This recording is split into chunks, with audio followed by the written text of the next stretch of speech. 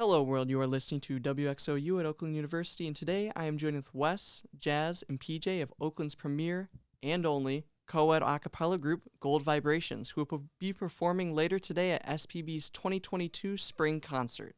First and foremost, how are you guys today? Ready for the big show? Yeah, we're feeling good. We're excited. Yeah, for we've sure, for been sure. here getting ready and everything. I think we're just about set. It's very good to hear. I like the outfits. Very slick. Thank you. Thank you very much. Before we get started with the questions, would you like to describe who Gold Vibrations is and what you guys do? PJ's been in the group. This is his 5th year, so. Wow. Yeah, no, I've been in here for a minute. Who we are and what the group is. So GV is a group of students, doesn't really matter the major, who just love music, love camaraderie, making music together. A lot of us are made up of like theater majors or ex-theater kids that don't do theater anymore. So we get our theater and performing fix from GV. So that's kind of what makes up the most of the group. What are some of the things you guys have done this year now that performing live is an option again? So we did a gig in December for a couple days at Blake's. They're not their normal apple orchard, but they're like sister branch or whatever. We performed a couple caroling gigs there for the holiday season. And then in February, we performed at, where did we perform? We performed at U of M for ICCA, very cool. which is International Collegiate Championship of Acapella. Thank you for finishing that. And we placed third, so we were super, super stoked about placing. So Very cool. What are some of the difficulties that come with making music entirely with your voices that don't occur with traditional bands? So I guess I'll take this one. I kind of feel like that the answer to that question is twofold, because part of it is just acapella in general, because you don't have instruments, and so can be easy for the pitch to fluctuate. Sometimes you don't always end up in the same place you start out.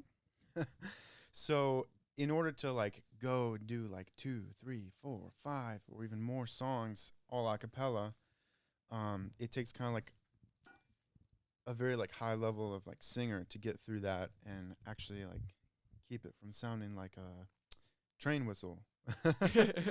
So there's no instruments like pianos or anything to keep us on track with the pitch. And the other part of it too, I'd say, is that we are actually, like in contemporary acapella, trying to imitate instruments.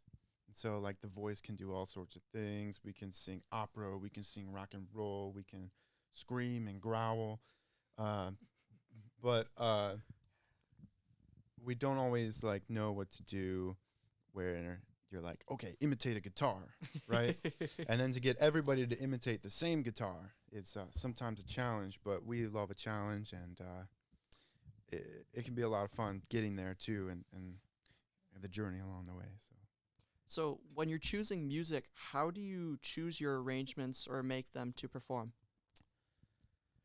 So I personally arrange a lot of the music for GV.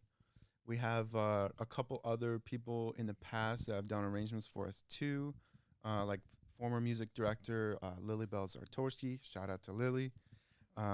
She's done a couple of our arrangements. We've had Isaiah Hawkins from Michigan State. He was MD of another big a cappella group called State of Fist. He has really, really great, like, award-winning arrangements. We love singing his stuff. And more recently, Jason McCloy from the, is it CMU? Yeah, CMU's group, Fish and Chips.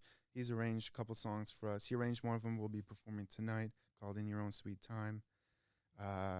But yeah, basically it's me and a couple other people I know. We put together these songs so we have a repertoire. We can do shows. Very cool, very cool.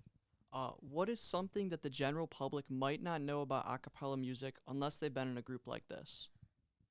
I would say that it's not as like simple as people think it is. A lot of times people will be like, "Oh, you guys are an a cappella group. Like, sing this song."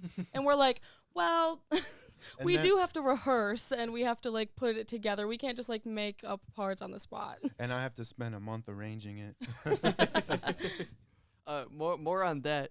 there's been a lot of representation of a cappella music in like media in recent years, like Pitch Perfect and Glee and stuff. Would you say any of them got it right? I would say that it's harder than what they make it look like, but it's less intense than what they make it look like. Okay.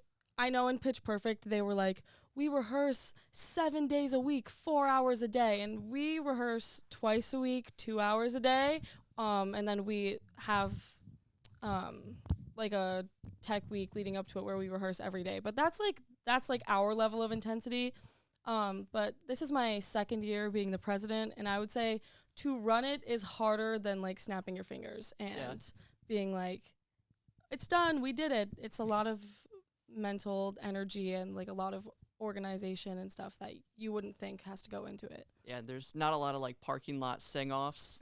Right. Right. Although we did rehearse all of fall of 2020 Yeah, 2020. 2020 in the Hillcrest parking garage. Oh, that's so hilarious. We did. And I'd say super quick, the other thing is when you go to these big competitions in those movies, it's like, oh, we hate that other group. They're our biggest rival. No one talked to them.